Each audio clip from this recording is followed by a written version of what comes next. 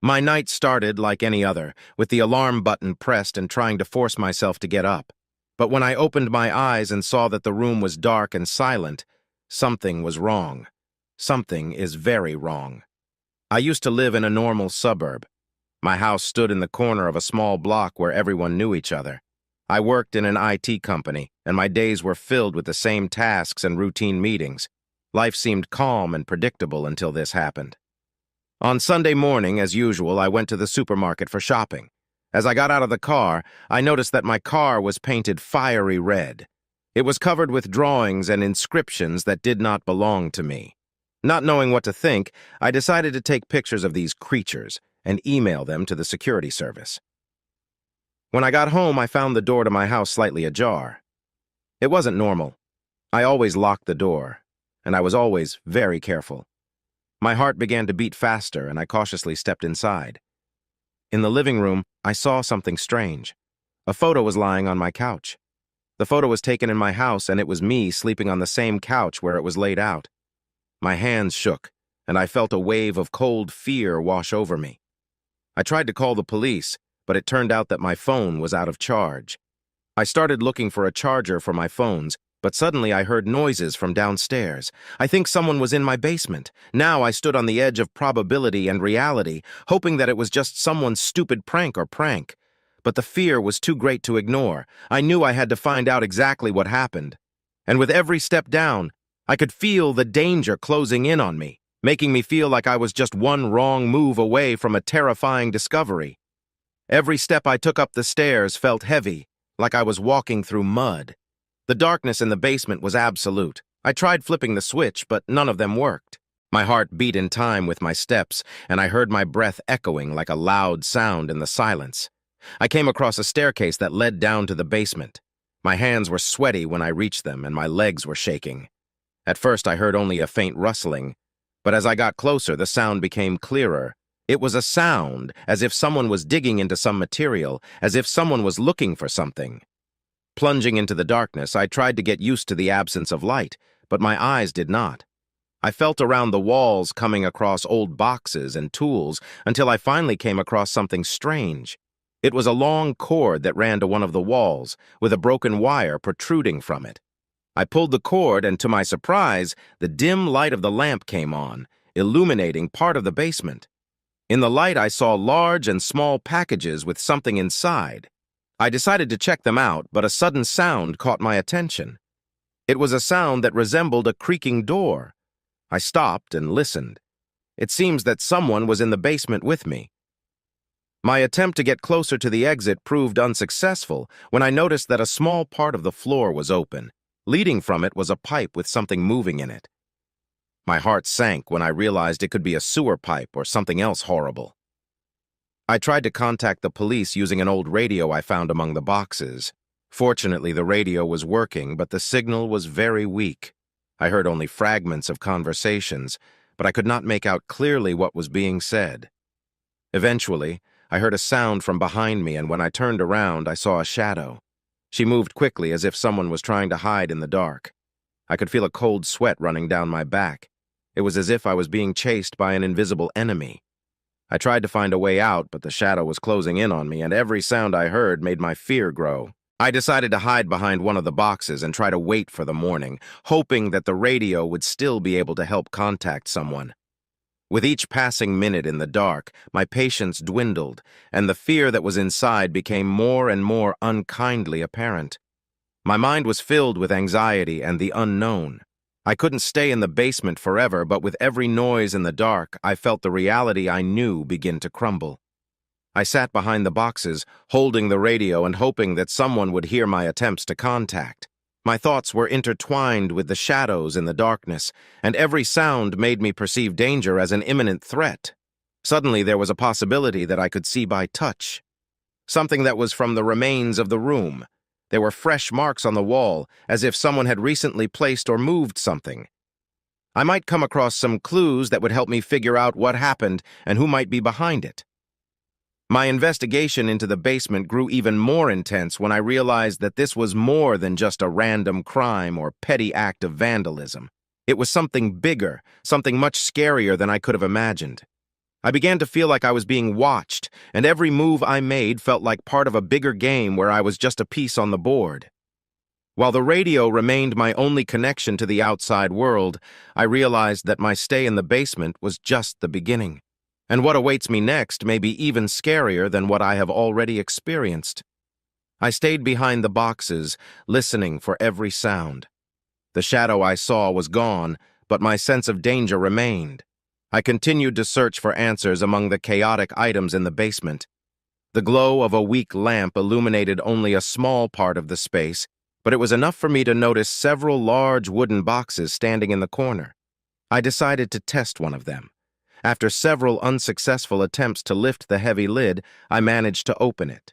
Inside, I found a variety of tools, from the commonplace to the somewhat suspicious: knives, pliers, a few pieces of rope. My hand came across something cold and metallic. That was the big key. I examined it carefully. It was covered with old rust, but it looked very old and heavy. My heart pounded in my chest as I realized that the key could probably open some kind of lock. I began to search among the crates and boxes for a matching lock, hoping to find something that would explain the mystery. Hearing the sounds from below again, I felt a cold sweat running down my back. I witnessed a terrible scene when I saw a part of the wall that was painted with blood. It was a frightening sign that something terrible had happened here. I could feel the fear wash over me, but knowing that someone else might be in that basement gave me the strength to keep searching. I came across a large lock attached to the front door in one of the basement rooms. The key came, and the lock opened with a characteristic click. From inside, I saw a small room filled with various notes and old papers. The first few sheets were plain, but one of them had a plan of a house with inscriptions on it. I saw that there were several areas marked on the plan that did not correspond to any part of the house that I knew. In the corner of the room, I found an old notebook filled with notes.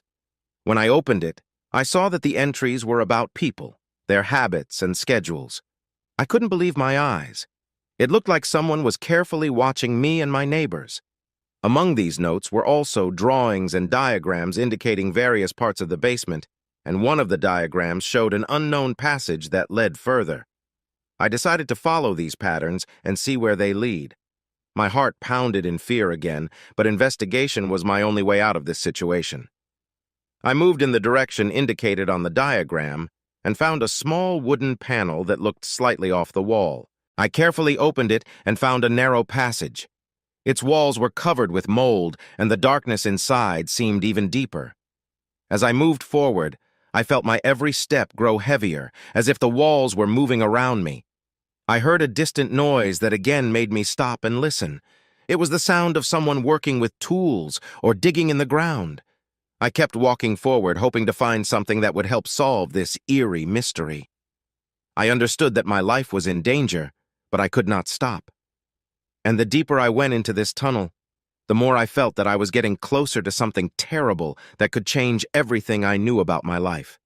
Every step in the narrow tunnel felt heavy, as if the air had grown thicker, and every sound I heard grew louder and more eerie.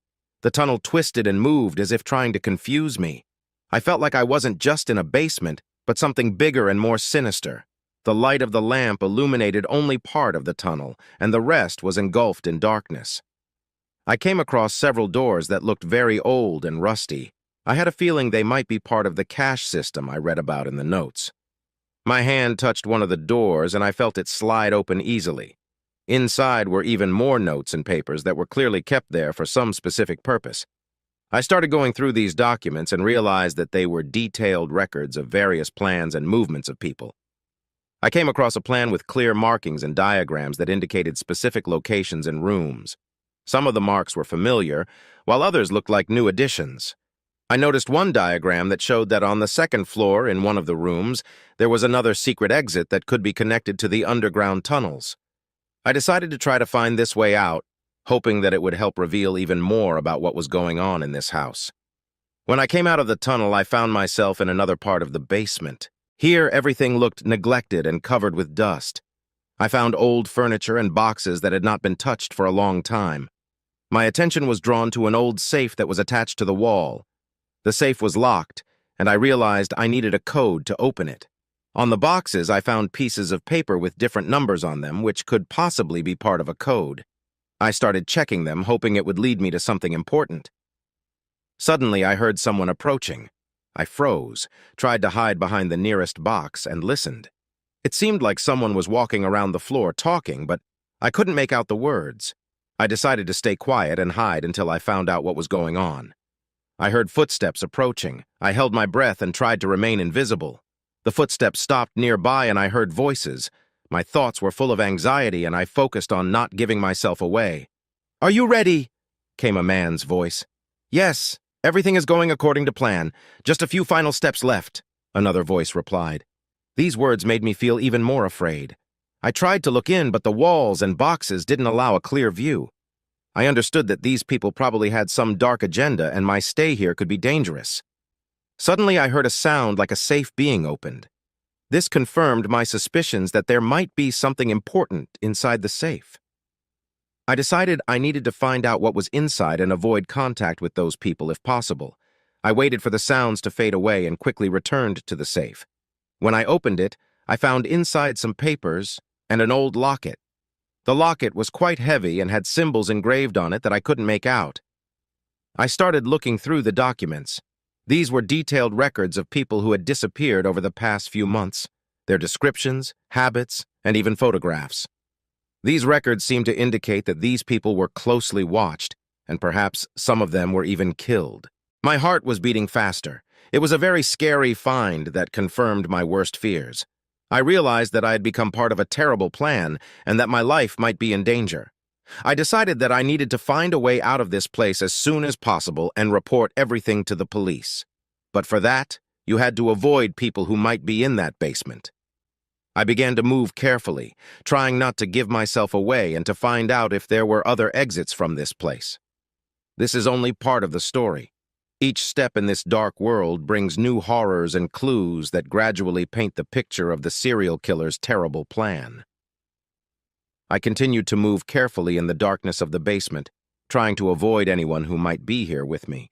My mind was captivated by the found documents and medallion, which turned out to be important for understanding what was happening.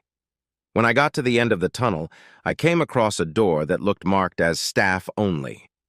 I decided to see if I could find even more information inside. The door was locked again, but I noticed that there was a combination lock. Remembering the numbers I found on the pieces of paper, I tried entering a few combinations, hoping it would work. As the lock clicked and the door opened, I felt fear and hope intertwine within me. The room inside contained more documents and papers, but also something else, a large map showing the various locations where the bodies had been found. I learned that these weren't just random killings, they were a carefully planned hunt. Also, I found an old laptop that was still on. I decided to look through his files, hoping it might give me more information.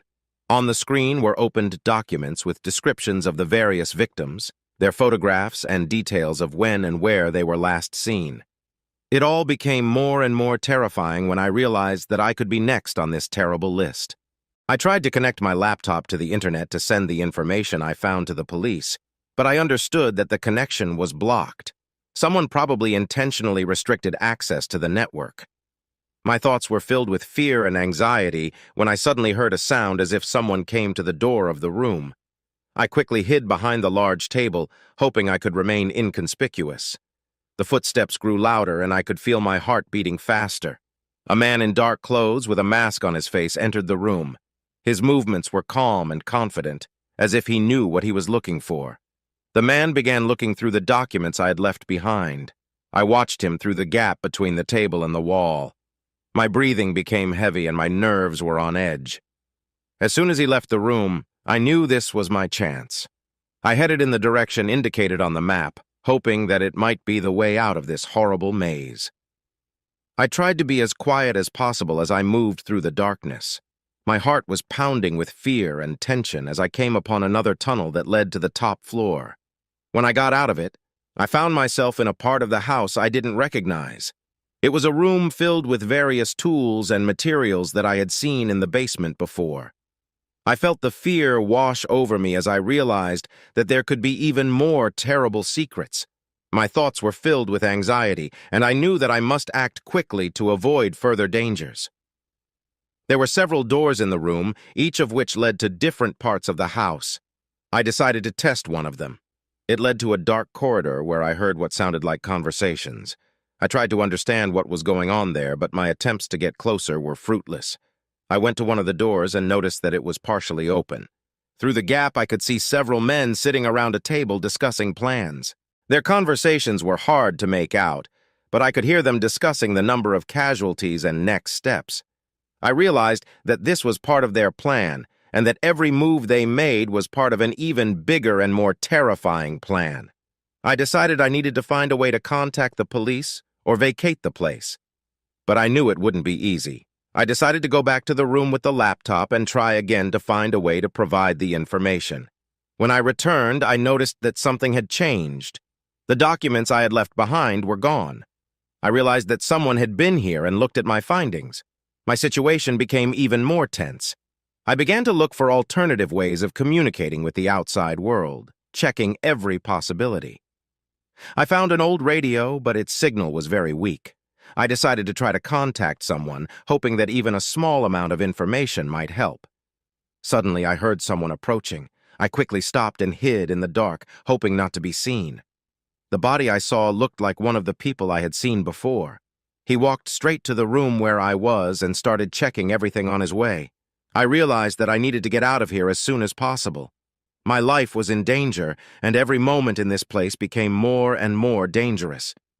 I set out in the direction indicated on the plan, hoping to find a way out and avoid further dangers. I came across a new part of the house that looked even more confusing. They were rooms full of old furniture, boxes, and suspicious objects. I noticed that everything here was arranged very carefully, as if it was part of a plan, and every item had its place. I continued to follow the plan, hoping to find a way out. Suddenly, I came across a large metal hatch that led down. I decided to see what might be there. Opening the hatch, I saw stairs leading to an even darker and musty tunnel. As I descended, I felt it getting even darker around me. I could feel the fear coming over me again, but I kept moving forward. My thoughts were filled with anxiety, and I tried to find a way out of this maze. At the bottom of the tunnel, I came across some old crates and boxes. I opened them and found various items, from old photos to pieces of clothing. It all reminded me of the sacrifices I read about in the notes. I felt my fear turn to panic as I realized I was in for a real trap. I was on the very edge of danger, and every new step could be the last. I knew I had to find a way out as soon as possible, and I kept looking, hoping that I could escape death and find a way to the tunnel became even more stifling and dark, and I could feel my strength draining away. Every step felt heavy, and the fear was almost physical. My thoughts were scattered, but the only thing I knew was that I had to find a way out. I came across a new room filled with old wooden crates and boxes. All the walls were covered with dark marks, and the room seemed neglected and abandoned. In one of the corners, I noticed a large mirror. This mirror was dirty and cracked, but I decided to check it out. Under it, I found a heavy metal box. Opening the box, I saw several documents and photographs. These were the last records of the maniac, detailed plans and personal notes. I found addresses, dates, and places that would help to understand the whole picture. It was like a mosaic showing the massive game I had fallen into. Suddenly, I heard voices from the corridor. They were getting closer, and I knew I had to act fast. I quickly hid the documents and decided to find a new way out. I returned to the tunnel again and came across an old control panel. It looked like part of an old security system. I decided to try it. There was a button labeled Exit on the remote control. I pressed it, and suddenly there was a loud sound, as if some mechanism had started to work. Several parts of the wall and floor began to move, opening a new passage. When I passed through the passage, I found myself in a large room with access to the surface. On the other side, I saw light and heard voices of people. I realized that this might be my only chance to get out. I jumped out of the room and ran to the exit, where I finally saw the police and rescuers already on the scene. My struggle eventually ended. I was able to find help and avoid danger. I told the police everything I found out. They started an investigation and found a lot of evidence that confirmed my words. It turned out that this house and basement were part of a large criminal network engaged in serial murders. I was taken to the hospital to be checked out and treated, but I could not forget what I experienced. Every night brought horrible memories of what I saw. It was a dark part of my life that I will hardly be able to completely forget. I put this experience behind me, but I knew that my life had changed forever. I was no longer the same, and the memory of that horrible experience will always stay with me.